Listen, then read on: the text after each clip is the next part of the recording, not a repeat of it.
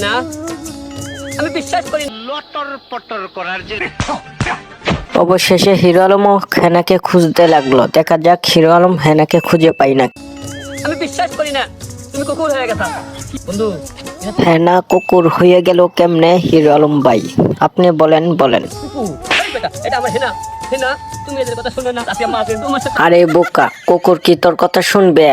প্রতিবন্ধী টিকটকার একজন। ঘুম ধরে না। বাবা আলো, এই কে তোর বাবা? হেনার সাথে আমি ও বাবা রে, হিরো আলম তো লেগে গেছে বুড়ির উপর পুরো। কথা বলি। বাবা ও হেনা। আহারে কি কষ্টই না মনের ভিতর।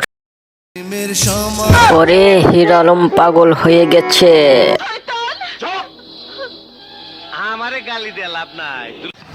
বাহ অস্থির হয়েছে হিরো আলম ভাই, আপনি চালিয়ে যান, আপনার পাশে আমরা আছি।